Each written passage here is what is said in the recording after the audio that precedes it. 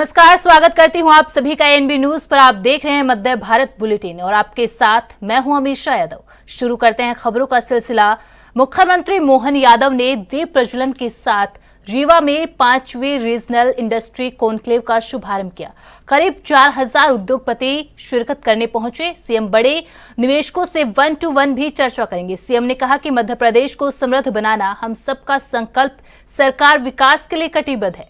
कार्यक्रम से पहले मुख्यमंत्री मोहन यादव ने कहा, मध्य प्रदेश सरकार लगातार युवाओं के लिए, खासकर मध्य प्रदेश को आगे बढ़ाने के लिए काम कर रही है। मुझे इस बात का संतोष है कि इस साल हमने जो दिसंबर तक का टारगेट लिया है, लगभग 1 लाख नौकरियों का शासकीय विभिन्न विभागों की भर्तियां करने का काम चालू कर रहे हैं। नमस्कार। मध्य प्रदेश सरकार अपने गठन के साथ ही लगातार अपने मध्य प्रदेश को औद्योगिक निवेश और रोज़गार की दिशा में लगातार युवाओं को अवसर मिले, हमारे हर युवा के हाथ में काम मिले, इसलिए सभी सेक्टर में समान रूप से काम कर रही है। खास करके हमारे लिए आईटी का सेक्टर हो या एमएसएमई उद्योग का सेक्टर हो, हेवी इंडस्ट्री का सेक्टर हो, खनिज और वन संपदा से लगा करके फूड इंडस्ट्री तक सभी क्षेत्रों में लगातार रोजगार निवेश के अभियान को हमने लगाया हुआ है। 23 तारीख को हमारी 5वीं रीजनल इंडस्ट्री कॉन्क्लेव रीवा में होने वाली है। मुझे इस बात का संतोष है कि लगातार जिस प्रकार से हमने इस अभियान को हाथ में लिया है, हमें सकारात्मक संदेश अभी तक मिले हैं। हमने अपनी रीजनल कॉन्क्लेव रीवा में करने के लिए 3 दिन पहले ही हमने एयरपोर्ट का शुभारंभ किया है। यहीं से हम कंटेनर डिपो भी बनाने वाले हैं और ये रीवा का बहुत महत्वपूर्ण अंचल है जो विंध्य और बुंदेलखंड को जोड़ते हुए विकास के लिए एक नए कीर्तिमान बनाएगा। अभी तक हमारे लिए लगातार अलग अलग स्थान पर हम अपने इन सारे चीज़ों को करने के लिए यहाँ प्रदेश के अंदर उज्जैन, जबलपुर, ग्वालियर, सागर इत्यादि स्थानों पर अभी तक हम रीजनल इंडस्ट्री कॉन्क्लेव कर चुके हैं और इसी को सफल बनाने के लिए मुंबई, कोयम्बटूर, बेंगलोर, कोलकाता इत्यादि स्थानों पर रोड शो करके भी आए हैं। और इसके माध्यम से लगभग 2,45,256 करोड़ का अभी तक का निवेश हमको प्राप्त हुआ है और लगभग 3 लाख लोगों को रोजगार मिलने के अवसर प्राप्त हुए हैं। मैं उम्मीद कर रहा हूँ रीजनल कॉन्क्लेव में बड़ी संख्या में जिस रंग का उत्साह उमंग दिखाई दे रहा है, लगभग 4000 से ज़्यादा प्रतिभागी इसमें भाग लेने वाले हैं और इसमें मैन टू मैन संपर्क से लगा करके हमारे अलग अलग स्टॉल भी लगेंगे, संवाद के केंद्र भी बनेंगे, प्रदर्शनी भी रहेगी और मैं खुद मैन टू मैन अलग अलग उद्योगपतियों से मिल करके जो हमारे अपने रीवा या विंध्य के क्षेत्र में निवेशक आना चाहेंगे उनको भी अवसर देंगे। उसी अवसर पर प्रदेश भर में अलग अलग स्थानों की कई इंडस्ट्रियों के भूमि पूजन और लोकार्पण के काम भी करेंगे। हमने इस अभियान में इस बात का भी ध्यान रखा है कि जो क्षेत्रीय स्तर पर हमारे अलग अलग निवेशक या उद्योगपति अपने ऑलरेडी उद्योग चला रहे हैं, उनको आने वाली कठिनाइयों में भी सरकार मदद करे, उनके साथ कदम से कदम मिला के खड़ी रहे, वो अपने उद्योग धंधों को या अपने उद्योग को डबल करे, तिबल करे, उसमें भी मदद कर रहे हैं। या हमारे प्रदेश के नव उद्योगपति भी खड़े हो, इसमें भी सरकार गंभीर है। साथ ही साथ बड़े निवेशक जो राज्य के बाहर के हैं वो भी बड़ी संख्या में निवेश में रुचि दिखा रहे हैं। मुझे इस बात की संतोष है कि सागर जैसा बुंदेलखंड का इलाका, वहाँ भी ज़बरदस्त हमको रुचि मिली है। इसी प्रकार से ग्वालियर का बेल्ट भी हमको ज़बरदस्त रूप से आकर्षित करता दिखाई दिया है और क्या ग्वालियर, क्या इंदौर, क्या उज्जैन, क्या भोपाल, हर क्षेत्र में इसी प्रकार का आकर्षक दिखाई दे रहा है।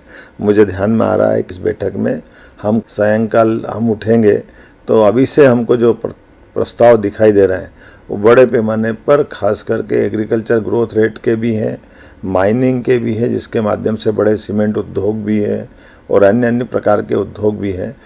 उम्मीद करते हैं कि ऐसे सभी कामों को यशस्वी प्रधानमंत्री के नेतृत्व में डबल इंजन की सरकार के साथ हम विकास के इसी रथ को लगातार कायम रखेंगे। मेरी अपनी ओर से उज्जैन, सागर, इंदौर, ग्वालियर, जबलपुर के बाद रीवा में जो ये आयोजन होगा, मैं उम्मीद करूंगा कि अभी तक के आयोजन में ये सबसे बढ़िया आयोजन होगा। पुनः आप सबके प्रति शुभकामना। मध्य प्रदेश के भोपाल में काले हिरन का शव बरामद किया गया है। भोपाल के डीएफओ लोकप्रिय भारती ने बताया, बरखेड़ा सलाम गांव के पास से खेत में काला हिरन मृत पाया गया। शव को पोस्टमार्टम के लिए भेज दिया गया है। चोट के निशान है। विभाग मामले की जांच करेगा।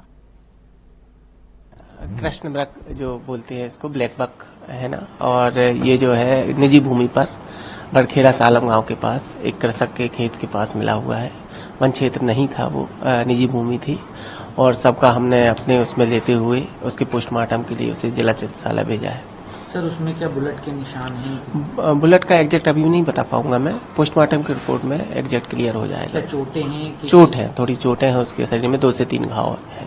तो अभी पोस्टमार्टम चल रहा है? हाँ, पोस्टमार्टम चलेगा। उसके बाद पोस्टमार्टम की रिपोर्ट मिलने के बाद उसको जो है वाइल्ड लाइफ के जो दिशा निर्देश हैं उसके अनुसार उसका अंतिम संस्कार भी किया जाएगा। काफी सेंसिटिव एनिमल है, इसको मतलब प्रोटेक्शन भी इसके लिए? हाँ, प्रोटेक्शन बहुत इम्पोर्टेंट है इसके लिए। शेड्यूल 1 का एनिमल है ना, और काला हिरण जिसको कहते हैं। सर, अमूमन इस तरह के शिकार जो होते हैं उसके बारे में जानकारी देंगे, क्यों किए जाते हैं या फिर क्या वजह रहती है? शिकार के लिए मैंने वही बताया पहले आपको, जैसे कि कृष्ण मृग है, उसके सींग जो होते हैं इसकी तस्करी के लिए उसको मारा जाता है जनरली।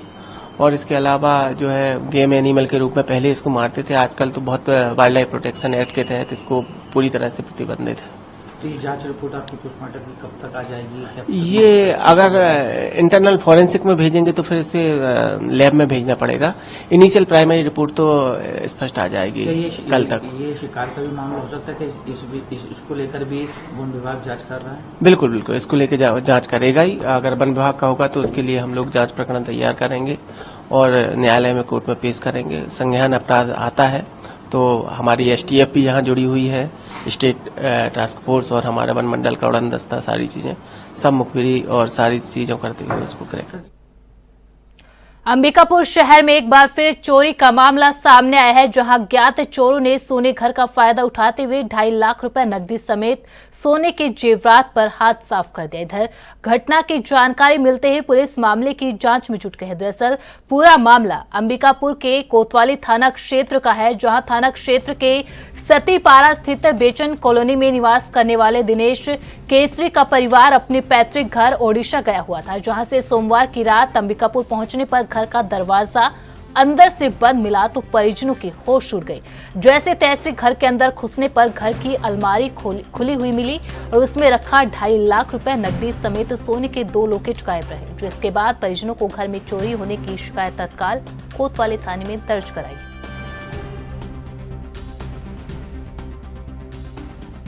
अपना परिचय बता दीजिए। मैं विशाल केसरी, पापा का नाम दिनेश केसरी, मम्मी अनीता केसरी। हमारा घर ओडिशा झारसुगुड़ा में है, यहाँ सतीपारा बेचन कॉलोनी। चोरी हो गई है, कितने की चोरी है और कहाँ गए थे आप लोग? चोरी लगभग 2.5 लाख रुपए कैश और 1-2 सोने की, एक लॉकेट और झुमका कान का। कैसे चोरी हुई, कहाँ गए थे आप लोग? दादी के तब थोड़े सीरियस थे, इसलिए हम लोग अपने गांव गए थे झारसुगुड़ा। वहाँ पे लगभग मैं 15 दिन पहले गया था, मम्मी 5 दिन पहले गई थी। 5 दिन के अंदर में ही चोरी हुई है। कब आए आप लोग और क्या देखा? कल रात 8:30 बजे हम लोग जब आए, दरवाजा बाहर से खोलने के बाद अंदर से लॉक था। दरवाजा तोड़ के अंदर आने के बाद पता चला कि इधर अलमारी पूरा खुली हुई है और पीछे का वेंटिलेटर टूटा हुआ था। कल लगभग कितने की चोरी हुई? लगभग 2.5 लाख रुपए कैश और 2 सोने की चीज थी। कहाँ से भागे हैं चोर? जो पीछे वेंटिलेटर से ही आया है और वहीं से गए हैं। अब क्या लगता है चोरी हो रही है, कोई अंदेशा है, किसी को शक है? जान पहचान वाला ही हुआ क्या? जान पहचान का तो कोई नहीं पता चल रहा है अभी तक। शिकायत की है? हाँ, FIR किया हुआ है वहाँ। कोतवाली थाना क्षेत्र में बेचन कॉलोनी में विशाल केसरी के यहाँ पे जो है चोरी की सूचना मिली है और वहाँ पर जो है तत्काल पुलिस की टीम जाकर के मौके पर तस्दीक कर रही है और उसमें अग्रिम कार्रवाई भी की जा रही है। देश के कई राज्यों में चक्रवाती तूफान दाना को लेकर अलर्ट जारी कर रखा है। बंगाल की खाड़ी में बन रहे चक्रवाती तूफान दाना का असर बस्तर में भी देखने को मिल सकता है। 24 अक्टूबर को ओडिशा और पश्चिम बंगाल के तटीय क्षेत्रों से चक्रवाती तूफान टकराएगा। इस तूफान का असर बस्तर में भी देखने को मिल सकता है। बस्तर में 25 और 26 अक्टूबर को मौसम बिगड़ने का पूर्वानुमान लगाया जा रहा है। वहीं बस्तर के कई इलाकों में इस तूफान के चलते हल्की बारिश भी हो सकती है। वहीं चक्रवाती तूफान को देखते हुए ईस्ट कोस्ट रेलवे ने ओडिशा और पश्चिम बंगाल के क्षेत्रों में चलने वाली ट्रेनों को रद्द कर दिया है। 23 अक्टूबर को 18 ट्रेनें, 24 अक्टूबर को 37, 25 अक्टूबर को 11 ट्रेनें रद्द कर दी गई हैं। जगदलपुर से भुवनेश्वर के बीच चलने वाली हीराखंड एक्सप्रेस को भी 24 अक्टूबर के लिए पूरी तरह से रद्द कर दिया गया है।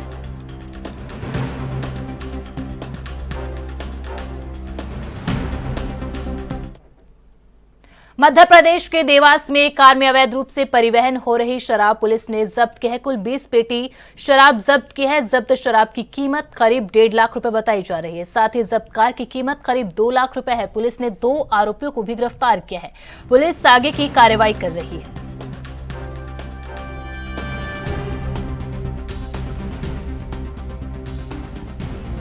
कल मुखबिर से सूचना प्राप्त हुई थी हमारे थाने में प्रधान आरक्षक शैलेंद्र राणा को कि एक कार है जिसमें 20 पेटी शराब लाई जा रही है बाहर से सोनकच्छ तरफ से, और वह शराब बावड़िया क्षेत्र में पटेल नगर में अजय राजपूत के घर में उतारी जाना है। जिस समय शराब उतारी जा रही थी उसी समय घेराबंदी करके पुलिस टीम ने कार को रोका। तब उसमें देखा कि 13 पेटी कार में शराब देशी विदेशी मदिरा थी और 7 पेटी शराब उतारी जा चुकी थी अजय राजपूत के घर में। और जो वाहन चालक जो कार परिवहन करके लाया था, जो शराब की तस्करी कर रहा था, उसका नाम संजय तंवर है। दोनों की गिरफ्तारी की गई है। 20 पेटी देशी विदेशी मदिरा जब्त की गई है। धारा 34(2) मध्य प्रदेश आबकारी अधिनियम के तहत कार्रवाई की गई। कितना रुपए का होगा ये इसकी कीमत? करीब 1.5 लाख रुपए की शराब है और सेकेंड हैंड गाड़ी है पुरानी जैन मारुति जैन, करीब 2 लाख की कीमत थी। सर पीआरए भी मांगा था कोर्ट से, तो अभी पूछताछ में कुछ आया? कहाँ ले जा रहे थे, कहाँ से लाए थे और क्या? अभी इन्होंने सोनकच्छ में किसी शराब दुकान की जानकारी दी है। अब वहाँ तस्दीक करना शेष है, उसके उपरांत कार्रवाई। मध्य प्रदेश के शिवपुरी जिले अस्पताल में ऑक्सीजन सिलेंडर के पाइप फटने से एक मरीज की मौत हो गई। ऑक्सीजन पाइपलाइन फटने से हुई तेज आवाज के कारण जिला अस्पताल में भगदड़ का माहौल बन गया। अटेंडर अपने मरीज को लेकर जिला अस्पताल से बाहर भागने लगी।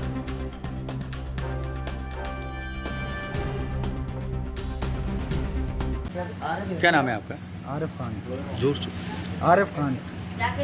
अभी हॉस्पिटल में क्या घटना घटी है आपके साथ? अभी हॉस्पिटल में वो सिलेंडर फट गया, उसके ऊपर का वो निकल गया। उसमें वार्ड बॉय जो निकाल रहा था उसको, ऑक्सीजन सिलेंडर को, तो वो अचानक से फट गया। तेज धमाका हुआ, बहुत तेज। उसकी वजह से भगदड़ मच गई पूरे हॉस्पिटल में। अच्छा, क्रम बताएं आप, कहाँ से आप अपने पेशेंट को लेकर कहाँ ले जा रहे थे और किस दौरान ये घटनाक्रम? चाचा को लेके मतलब निकले 7 बजे शाम को, नीचे ग्वालियर के लिए मतलब रेफर कर दिया। उसके बाद में ऑक्सीजन लगी हुई थी उनको नीचे ले आया जा रहा था। रास्ते में अचानक से वो सिलेंडर का वो नोजल खोला और बंद करने की कोशिश कर रहा था वो। कौन? उसकी वजह से वार्ड बॉय था, ब्लू कलर की शर्ट पहना हुआ था। अच्छा। तो उसका मतलब अचानक से उसने उसको दबाया जोर से, तो वो फट गया। इसलिए वो ऑक्सीजन बंद हो गई उनको नीचे ले आया। चाचा को हालत खराब हुई, घबराहट हुई और वो एक्सपायर हुआ। तो क्या आप मानते हैं कि ये बोर्ड बॉय की गलती से, यदि बराबर ऑक्सीजन मिलता रहता तो हो सकता है? बराबर ऑक्सीजन मिलता रहता तो कोई दिक्कत नहीं थी, उनको आराम से ग्वालियर पहुंच जाते, कोई परेशानी नहीं थी। चाचा का नाम क्या है आपका? रफीक खान। उम्र कितनी रही? उम्र लगभग 45 साल। उनके पिताजी के नाम? नूर खान। और ये कौन सी कॉलोनी है? Jawahar colony, ward number 24। अच्छा, ये बताया जा रहा है कि आज ही ग्वालियर से आए थे या कब आए थे? नहीं, ग्वालियर से तो करीब 15 दिन पहले आए थे वो। अच्छा। घर से केवल जनरल चेकअप की वजह से ले गए थे। उनको थोड़ी घबराहट टाइप की हो रही थी, तो उसको दिखाने के लिए गए थे। इससे पहले तो कोई दिक्कत ही नहीं थी? इससे पहले कोई प्रॉब्लम नहीं थी। सर, अभी जिला अस्पताल में भगदड़ मची एकाएक, और ऐसा लोगों के द्वारा बताया गया कि सभी वार्डों में लगभग भगदड़ सी मची। पेशेंट अपने आप को बाहर लेकर भागे, अपने मरीजों को, और साथ में उस पेशेंट जिसको ले जाया जा रहा था बताया गया कि एकदम सिलेंडर ब्लास्ट हुआ, फिर पता किसी ने बताया कि लेजम निकल गई और उस पेशेंट की भी मौत हुई। क्या था पूरा करना? मैं आपको बताऊं, बिल्कुल सही है कपिल जी। इसमें क्या है कि आम आदमी की भाषा में तो लोग अगर आवाज़ होगी तो उसको ऐसे ही समझेंगे जैसे आप बता रहे हो, और जो भगदड़ है वो आवाज़ अगर क्लोज स्पेस में कोई भी आवाज़ होती है तो लोग अलर्ट होते हैं। यहाँ भी मैं मना नहीं कर सकता। हुआ ये मैं बताऊँ आपको, क्योंकि मैं 7-8 मिनट के आसपास ही मैं वहाँ था, तो पहुँचने के बाद में ये हुआ, ये एक सिलिकॉन रहती है जो सिलेंडर और अपने बाकी चीज़ों के बीच में लगी रहती है, रबर की एक ट्यूब। वो ट्यूब और अंदर भरा हुआ 12 लीटर का सिलेंडर प्रेशर के साथ कंप्रेस भरा रहता है। जब भी अपन शिफ्टिंग करेंगे, कुछ करेंगे, तो कभी कभी क्या होता है, वो सिलेंडर की जो रबर है वो खिंच जाती है, और खिंच जाने के बाद में वहीं से एक छोटी सी आवाज़ के साथ में निकल के, और सड़क से उसकी आवाज़ बड़ी भी होती है और 1 फुट की आवाज़ आती है। अगर क्लोज स्पेस है तो थोड़ा आवाज़ और ज़्यादा आएगी। तो अगर शांत वातावरण में आवाज़ थोड़ी ज़्यादा आएगी तो पक्का ऐसा लगेगा आपको कोई चीज़ फट गई है, लेकिन वो फटना नहीं होता है। मुझे भी बड़ा दुख हुआ। तो कुछ लोगों को ऐसा सुना है, मैंने 1-2 बार में भी देखा, पूछा लोगों से, उनने भी यही बताया कि साफ फट गया है।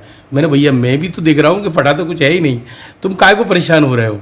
तो वो एक मूवमेंट था 1 से 1.5 मिनट का, जिसमें ये लगा उनको, और जैसे ही वो खुली उसके बाद वो लगाने में हमको भी मुश्किल से लगे होंगे 15-20 सेकेंड। तो ये एक अंतर था उस, लेकिन आवाज़ थी, तो आवाज़ से बेचारे वो डर गए, और डरने से उन्होंने कहा कि आप निकल जाओ। हो सकता है किसी को गलतफहमी भी हुई हो कि ऐसा हो गया तो अपन मरीज़ को हटा दो यहाँ से, तो ऐसी कोई नहीं हुई है, कोई दिक्कत नहीं थी। मरीज़ जिसका था उसको अपन ट्रॉमा में ऊपर से नीचे ला रहे थे। मरीज़ मैं आपको बता दूँ, ग्वालियर से वापस हमारे पास आया था। मरीज़ का ट्रीटमेंट अपने मेडिकल कॉलेज, ग्वालियर के मेडिकल कॉलेज, सारे पर्चे हैं उसके। वो पेशेंट 3 ग्राम खून का पेशेंट है, AB नेगेटिव है उसका। 2 ब्लड तो हमने व्यवस्था की। हमसे पूछो आप, AB नेगेटिव 2 ग्राम कहाँ से करा होगा, वो की। दूसरी, उसका जो किडनी फेलुअर का सबसे बड़ा इशू था, गुर्दे फेल हो चुके थे। क्रिएटिन उसका 9 ग्राम है, और इसका यूरिया 176 ग्राम है। तो ये मिलीग्राम, तो ये सब पैरामीटर चरमरा गए। तो हम लोग ये सोच रहे हैं कि अब इसको पहले अपन ट्रॉमा में ले नीचे, और लेने के बाद में पेशेंट अच्छे से स्टेबल होता है तब अपन इसको शिफ्ट करेंगे सुपर स्पेशलिटी में। तो वहाँ पे पैक्ड सेल और बाकी चीज़ें लगने के बाद पेशेंट जाएगा। लेकिन पेशेंट हमारा सर्वाइव तो करा ही नहीं, बाकी वो अलग चला पेशेंट का। और ये जो पैरेलल इसके साथ चला है, तो वो ऐसा लगा है कि दूसरी उसको अपन लोग सुरक्षा के लिए भेजते हैं, एहतियात के लिए ऑक्सीजन भेजते हैं। तो हमारा चूँकि गाड़ी रेड क्रॉस की भेज रहे हैं हम, तो गाड़ी रेड क्रॉस की में भी हम लोग अपना सिलेंडर रख देते हैं। तो ये एहतियात के लिए सिलेंडर भेजा जाता है, इसके लिए नहीं भेजा जा रहा था। तो ये घटनाक्रम है पूरा का पूरा। तो इससे मेरे को लगता है कुछ ही लोगों को ये लगा होगा कि ये इसमें ऐसा हो गया, फट गया। ना तो फटा है, ना कोई दिक्कत है, ना कोई जनहानि है, ना किसी को कोई परेशानी है। और जो चीज़ है वो पूरी की पूरी एक 25 सेकंड के अंदर, 15 सेकंड के अंदर में वो नियंत्रित होती है, वो वाली होती है रबर की। तो ये है, यही मैं आपको सच्चाई है जो कुल मिलाकर मतलब जो पेशेंट था उसको ग्वालियर रेफर किया गया, करने के लिए प्रयास कर रहे थे। तो हम लोग जब ट्रामा में से एंट्री होती है, ट्रामा में ही आता है पेशेंट बाद में, वहाँ से ही उसकी तैयारी होगी, वहीं वाहन लगेगा। तो वाहन तो हम लगाने का अलग पैरेलल चलता है, लेकिन पहले हम यहाँ लाएंगे। तो हम वहाँ लाने के बाद में फिर उसको रिससिटेट करेंगे हम लोग, फिर सोचेंगे ये 1 घंटे 1.5 घंटे इसको दिक्कत तो नहीं आएगी। इस बीच में ही डॉक्टर विमल साथ में ही थे उसके, तो डॉक्टर विमल ने ही वो पूरा कोऑर्डिनेट, क्योंकि कंसल्टेंट थे वो, तो वो साथ में ही। और डॉक्टर योगेश, वो आपके सुधीर गोयल, वो अलग ड्यूटी पे थे। तो वो डॉक्टर अलग काम कर रहे हैं, हम लोग अलग इसमें लगे हुए हैं।